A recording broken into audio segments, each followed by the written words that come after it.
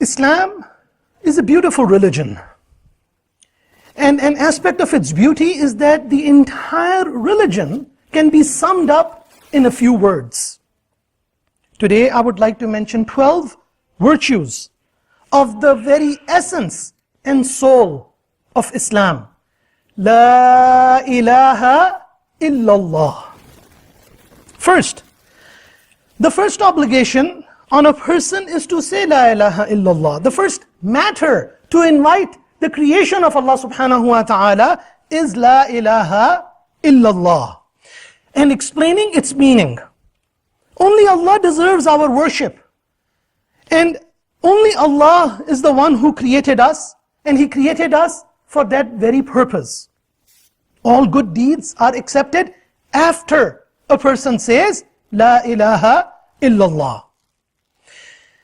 Ata, he's one of the early scholars. He met with one of the very famous companions of the Prophet ﷺ, Abdullah ibn Umar ibn al-As, radiyallahu ta'ala, and asked him, tell me, has the Prophet ﷺ, has the Messenger of Allah ﷺ been described in the Torah? Do we find his description in the Torah? And Abdullah ibn Umar, he said, yes, by Allah, he is described in the Torah partly as he is described in the Quran. And then he recited this ayah, إِنَّا أَرْسَلْنَاكَ شَاهِدًا وَمُبَشِّرًا وَنَذِيرًا.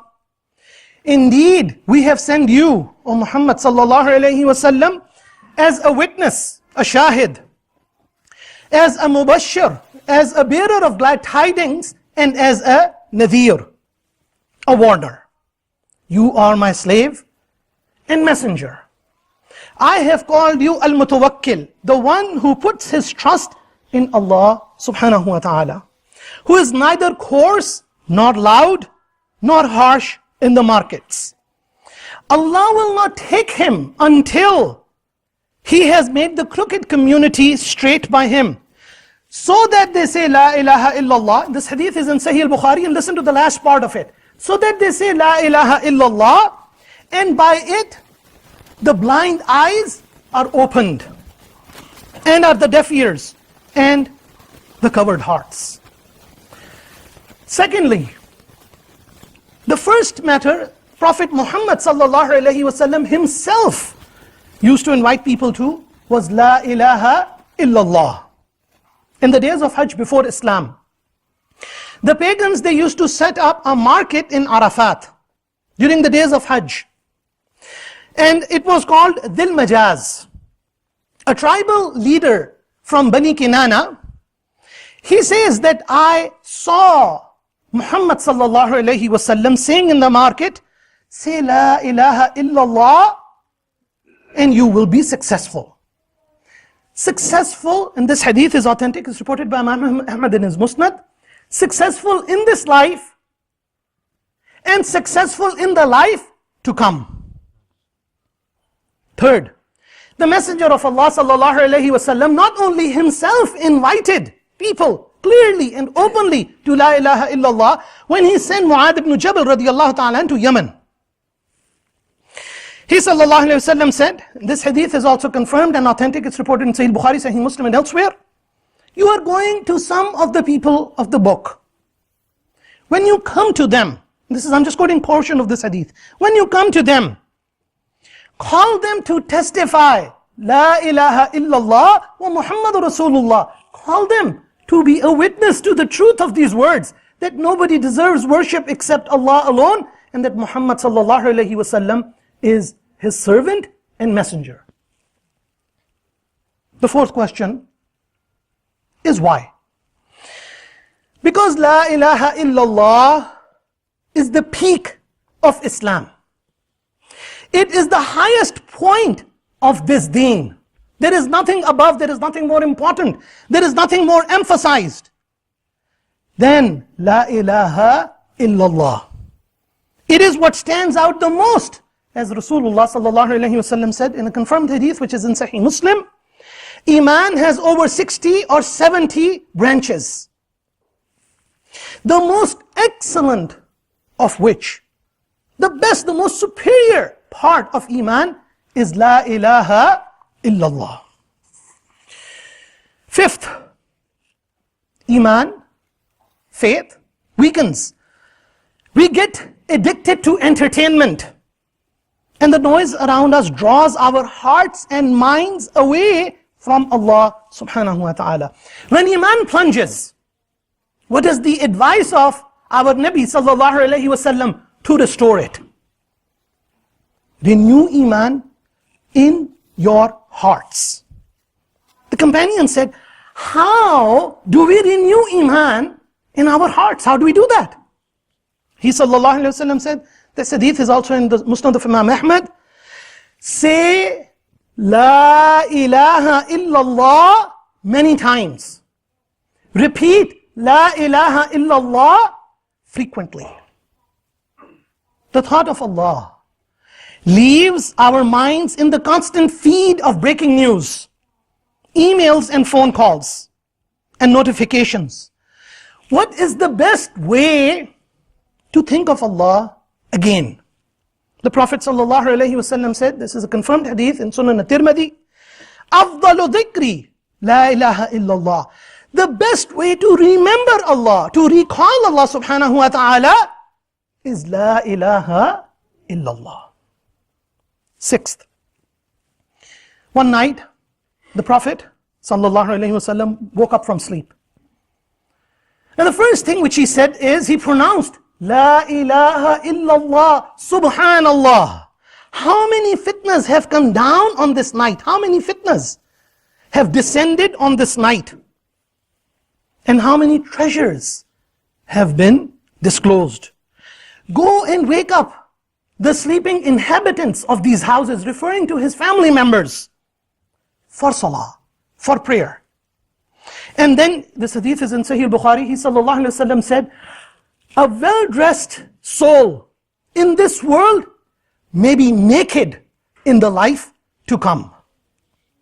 The Prophet ﷺ foresaw fitnas descending on this ummah. He ﷺ saw that this ummah will be tested by mass confusion about right and wrong, an unhealthy desire for material comforts, and widespread wars and killing.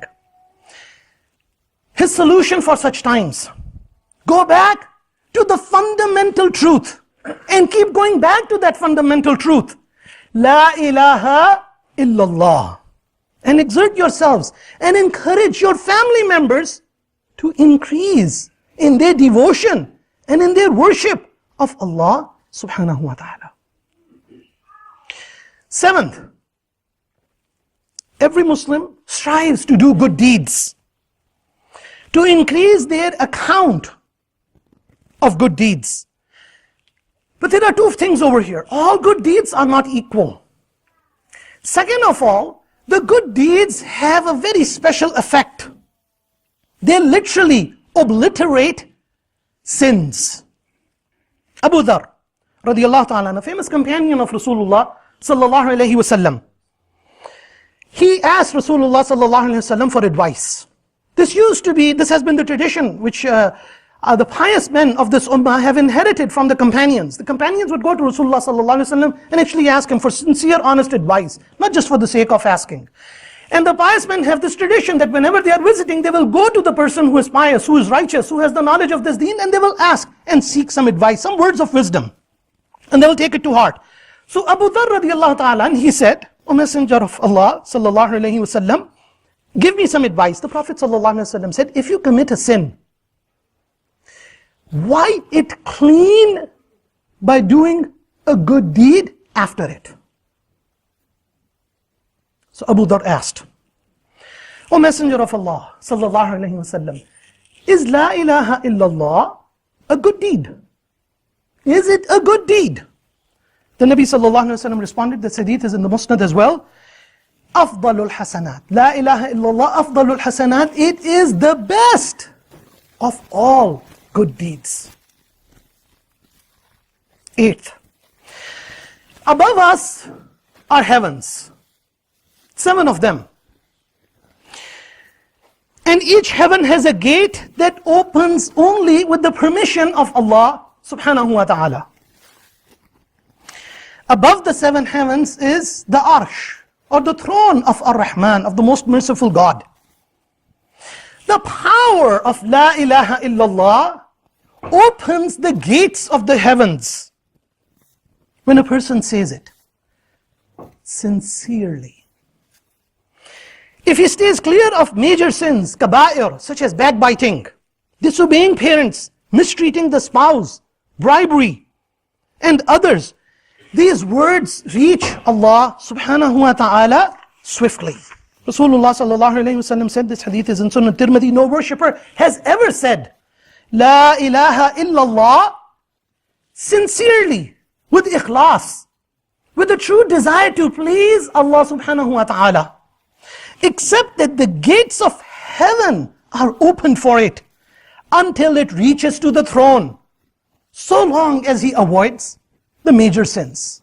May Allah subhanahu wa ta'ala grant us that ikhlas, that when we say these beautiful, powerful, strong words, La ilaha illallah, they actually reach to Allah subhanahu wa ta'ala. And may Allah subhanahu wa ta'ala keep us safe and protected from falling into major sins. And for those of us who have indulged in major sins, may Allah subhanahu wa ta'ala forgive each and every single one of us right here and now. 9th, what happens next? There is a confirmed hadith in Sunan al-Tirmidhi which states that there is no barrier that prevents the passage between a person and Allah who pronounces La ilaha illallah. All barriers, all walls are removed between a person and Allah subhanahu wa ta'ala. Rasulullah sallallahu alayhi wa sallam said, Subhanallah is half of the scale, and Alhamdulillah fills it. And as for La ilaha illallah, there is no barrier to it from Allah until it reaches Him subhanahu wa ta'ala. 10th,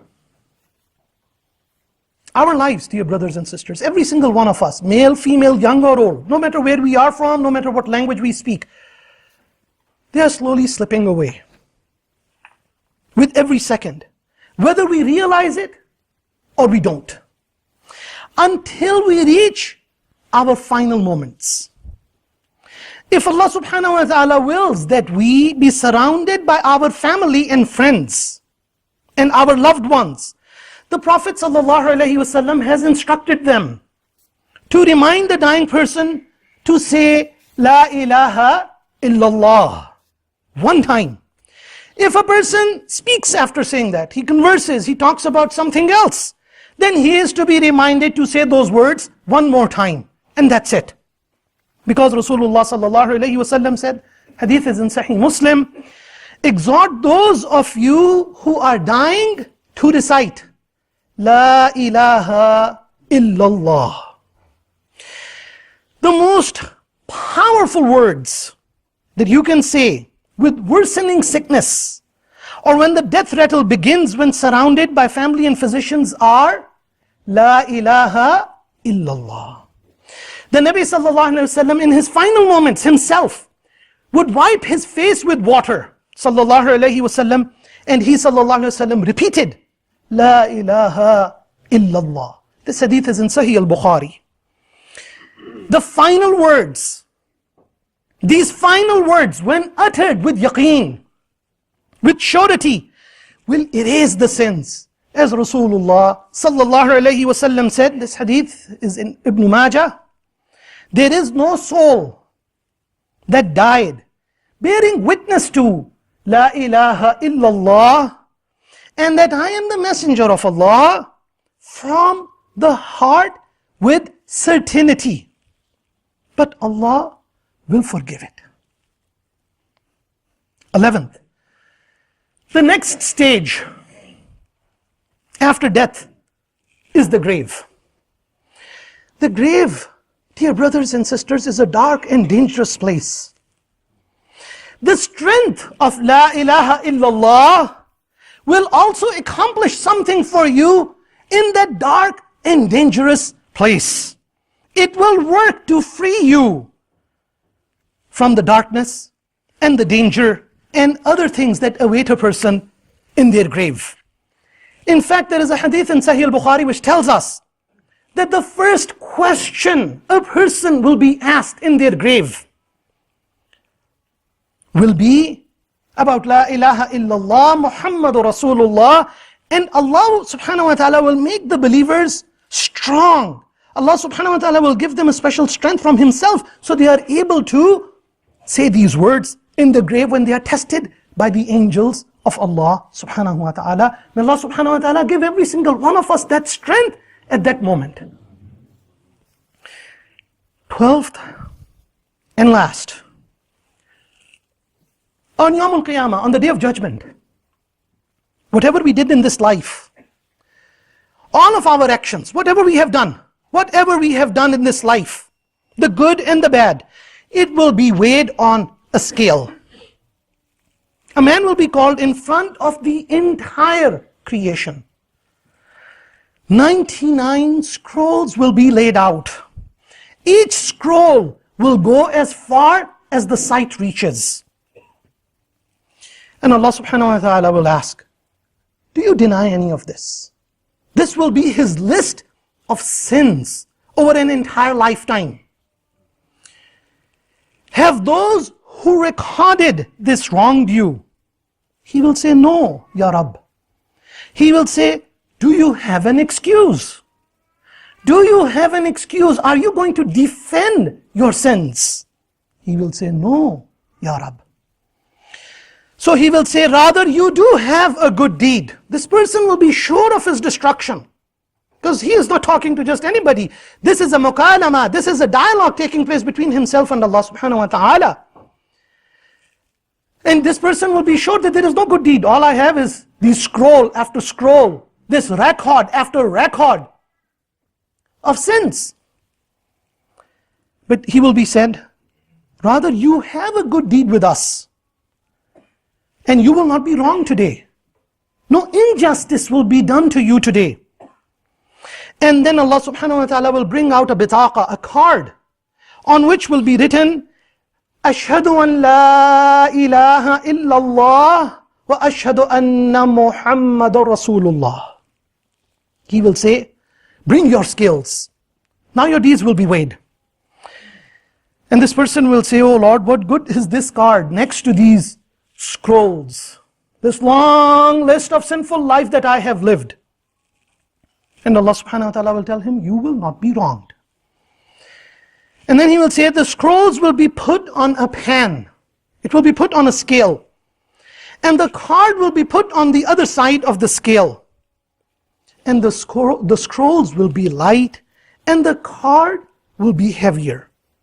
And the reason for that, Rasulullah sallallahu alaihi wasallam told us, this hadith is in Sunan at-Tirmidhi, it's authentic, nothing is heavier than the name of Allah subhanahu wa ta'ala.